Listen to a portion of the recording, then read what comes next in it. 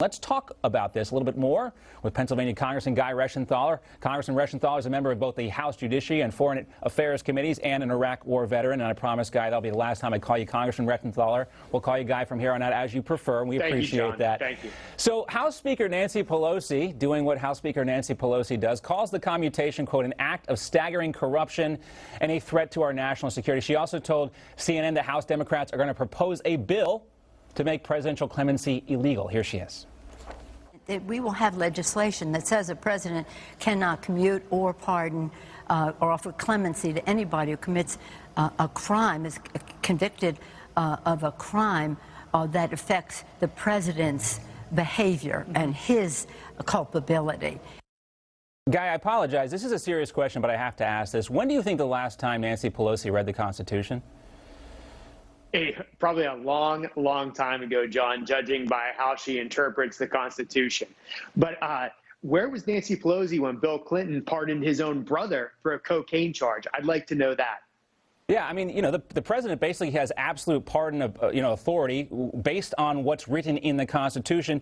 But the other problem here with Democrats is, they've gone back to this well so many times of impeachment. And the way Nancy Pelosi talks in that interview with CNN is she acts as if the impeachment inquiry is still going on. Well, in their mind, they're still fighting through impeachment because they put so much behind the Russian hoax. They put so much faith into impeachment, and everything is blown back on them. But let's just go and look at this from the start. This whole thing came because of Mueller's investigation, which found there was no obstruction and there was no collusion. So the entire investigation was a distraction. It wasted taxpayer dollars, and it distracted from what the Trump administration was working on doing, which was their agenda. So if we want to go back and look at the start of this, we can find that what you're going to see is, hopefully when the Durham report comes out, you're going to see that the FBI, the top echelon of the FBI, was spying on a political campaign, that they were spying on the future president of the United States, that they entrapped. I know entrapment is a legal term of art, but that they set up really Michael Flynn. Right. And if they can do that to an incoming president, they can do it to Michael Flynn. What can they do to the average Joe? Let's talk about Michael Flynn in a moment, but I want to stick with Robert Mueller for right now. In this op-ed that he wrote in the Washington Post, quoting Mueller here, Russia's actions were a threat to America's democracy. It was critical that they be investigated and understood. We made every decision in Stone's case, as in all our cases, based solely on the facts and the law and in accordance with the rule of law. The men and women who conducted these investigations and prosecutions acted with the highest integrity.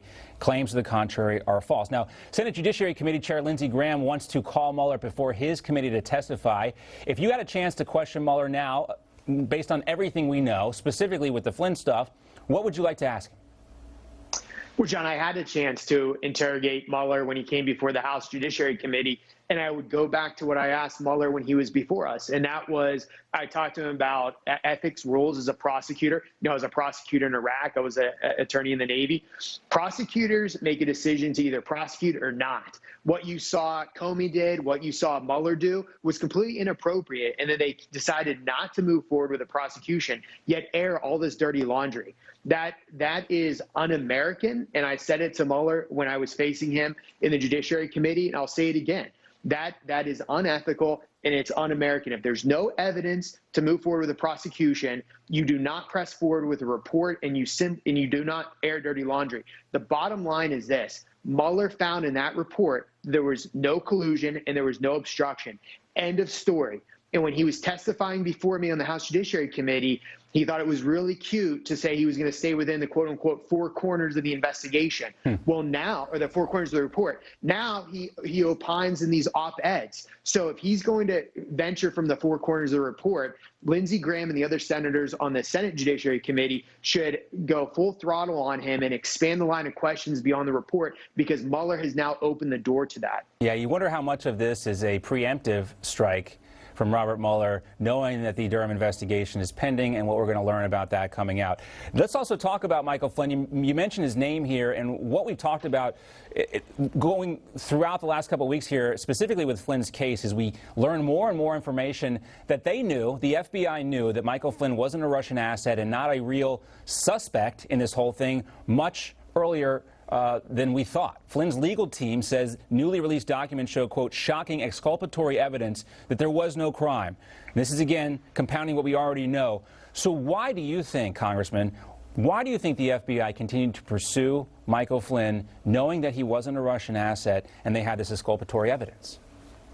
I think it's because the FBI, at least the top echelon, were hell-bent on obstructing the Trump administration and doing whatever they could to gum up the works. And if you look at the notes when the investigators went in to talk to them, they wanted to catch him in a lie, get him to resign, get him fired. They were trying to take on key members in the Trump administration. And this isn't that far-fetched. We got to remember that the lovers, Strzok and Page, were texting each other about getting insurance policies in the event that Trump would win. So the FBI, at least again, the top echelon of the FBI, have been trying to gum up the works for the Trump administration since before he was even elected. And I could just say this, that if they can do this to Flynn, what can they do to the average Joe? That exculpatory information should have been turned over to Flynn before he entered in that plea agreement. That's not by the law right now, but I was just on the phone with my colleague Kelly Armstrong from North Dakota. He's on the Judiciary Committee with me. We're looking at legislation that would make it that would require prosecutors to hand over exculpatory information before a plea deal is agreed to. Ooh, that would be huge. That's the type of criminal justice reform we should all get behind.